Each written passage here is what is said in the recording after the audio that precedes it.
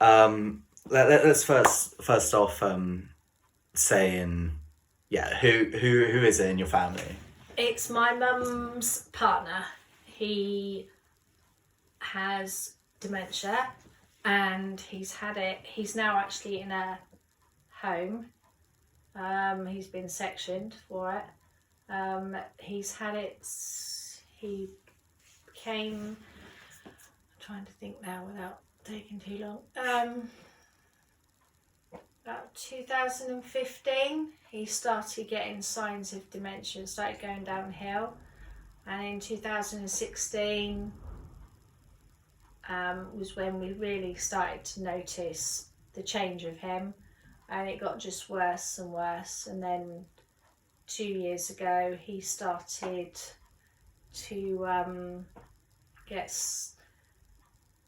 violent, but not really violent. He would try to lash out, but he didn't ever actually hurt anyone.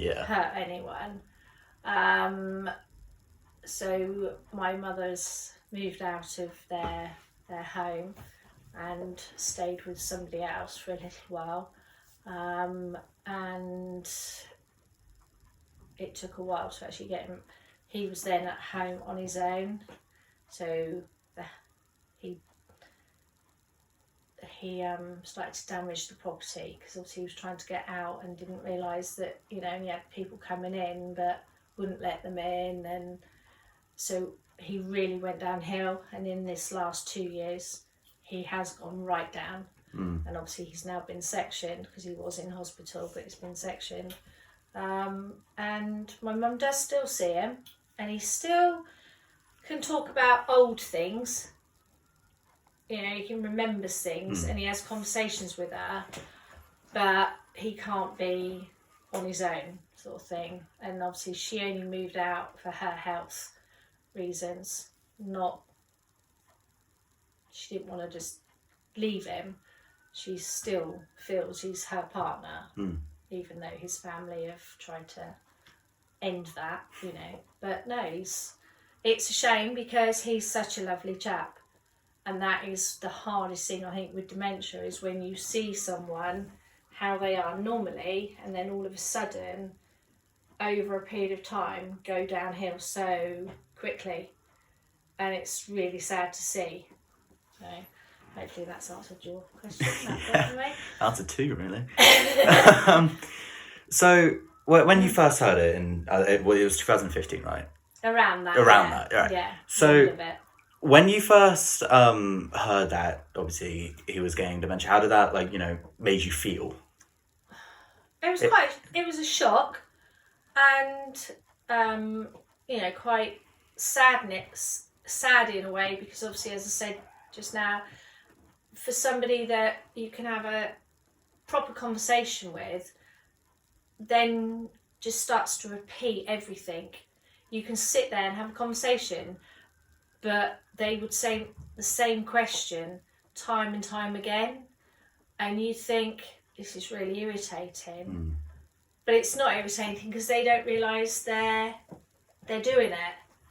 And it is, it's hard to see someone just change so quickly, And obviously my mother-in-law has now got the start of it, and I can see that. I don't see her very often, as I didn't see my mum and her partner very often, but 2 or 3 times a year. But my mother-in-law has, you can really see the change in her.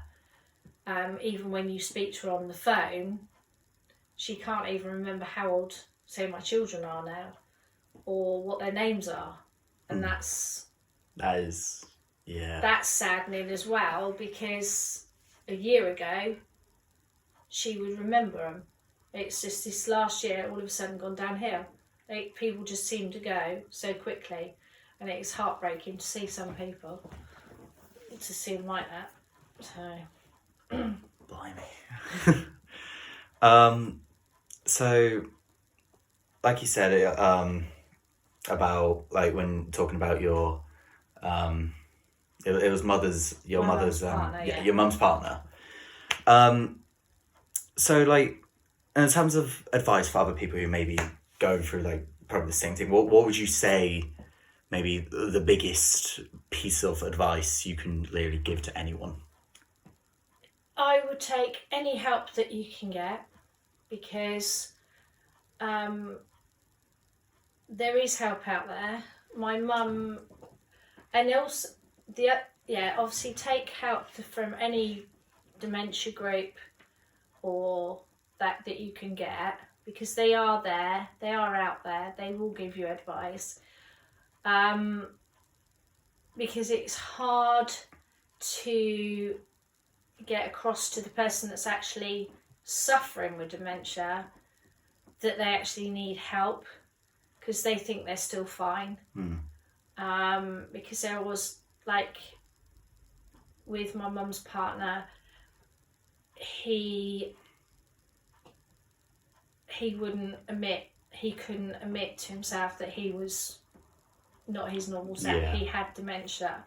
So saying to him, you need somebody in to help you get your meals or do things for him, was hard. He wouldn't accept it and wouldn't let people in. So you obviously, to get advice on how to deal with that, take it. And also for the person that's living with the person, they need help in a way of respite. So he used to go out of an afternoon just to give my mum a break, because she's with him 24/7, because the people that are living with him see the change quicker than like for yourself or myself. If we knew somebody and we didn't see them that often, we can't see that big change as much as they do. So they need a break. So, take any advice and help that you can get, is basically, I would say, because people do need it. It is what I've seen my mum go through. Living with somebody is hard. So, she has taken help, but, not everybody does. So. So this one may sound a bit random, but if you can remember, obviously, do you know, or do you remember, like, his favorite song? Or favorite piece of music, or favorite, like, type of genre, or I don't know whatnot? song, but he likes like John Wayne. He likes old films. Yeah. So he likes all those, and as I say, he can remember things that he did when he was little, but he can't remember something he done like a week ago. But if you talk about the old days, yeah. You can have a perfectly normal conversation. He'd be able to tell you what he did when he was at school. He used to talk about his mum and dad. So it's strange how they sort of can know some things and not others. It's a very complex thing, and yeah. that kind of leads me on. You said, like, he can remember, like, maybe old films or Yeah. whatnot. Did he, like, if he did he ever, like, watch any of those old films, or so when he was, like, watching those old films, did he, like, immediately remember just like that, like, everything that's happening in his childhood and whatnot? Yeah, because, like, you can tell it is with people with dementia. It's very, 1 minute they're having a completely normal conversation with you, and the next minute they change in their mood swings, everything. Because I'll give you an example. We went on holiday in 2016 for my mum's birthday. She paid for the whole family to go away. We were sat in a restaurant on the Friday night before we caught the ferry, and I'd been talking to him just like you and me now. Perfect conversation. Next minute, he turned round and completely had a right go at me, saying I hadn't spoke to him all day. Was really nasty to me. So I basically, rather than get into an argument, got up, walked away, and went to the toilet, come back. And it was as if nothing had happened. He didn't even realise what he'd done. So they can change that quick. And it is heartbreaking to see, because, as I say, we were having a normal conversation, and then totally swearing at me, being really nasty. And normally if it was anybody else, I'd have had a right argument back. But because I know that is the dementia side of things, that you just don't make it worse. You know, you just take it with a pinch of salt and then carry on, because 5 minutes later he didn't even know he'd done it. So yeah. Right. Well, yeah, I don't think that's really anything else to really say. Well, thank you very much for this. Well, I hope I've helped. Yeah. I hope it helps in what you're working out. Yeah, it definitely did, I must admit. So, yeah, thank you very much for this. All right.